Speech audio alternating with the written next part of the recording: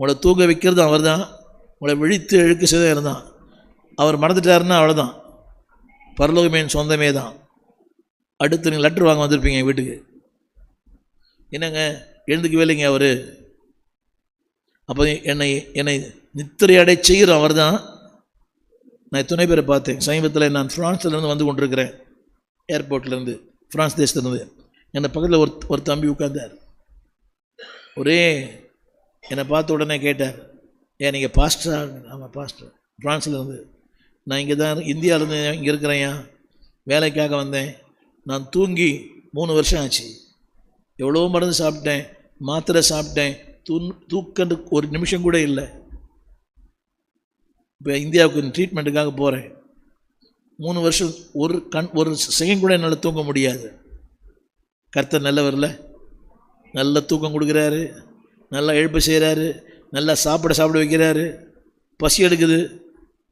எத்தனை பேர் பசி எடுக்கலையே? இதெல்லாம் யார் பண்ணுற ஊழியம்? என்னம்மா வண்டி ஓட்டின்னு ஒழுங்காக வீட்டில் கொண்டு சேர்க்குறாரு. வண்டி ஓட்டிக்கின்னு அவர் மட்டும் கொஞ்சம் அந்த ஒயர் லூஸ் பாக்கிட்டு என்ன ஆகிடும், பிரேக்கு கொஞ்சம் எடுத்து விட்டாருன்னா அவ்வளோதான்.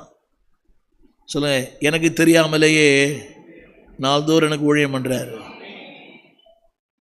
நான் ஊழியம் பண்ணலை, நான் அவருக்கு ஒரு ஊழியமும் பண்ணலை, ஆனால் எனக்கு அவர் தினந்தோறும் பண்ணுறாரு. உங்களுக்கு தெரியுமா, நாம் சாப்பிட்ற சாப்பாடே அவர் கொடுக்குற சாப்பாடு தான்.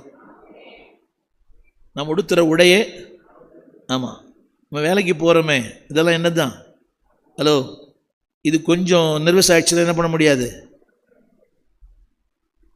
அதாவது கூட்ட வேண்டிய இடத்துல கழிச்சிடுவோம், ஆட் பண்ண வேண்டியதில் எல்லாம் லெஸ் பண்ணிவிடுவோம், அவன் வீட்டுக்கு அனுப்பிச்சிடுவான் நம்மளை. இப்போதான் அவங்களுக்கு சொல்லுங்கள், ஊழியம் செய்யவும். யாருக்கு? எனக்கு. அதான் சொல்ல அந்த கருத்து முடிக்கிறேன், கவனிங்க.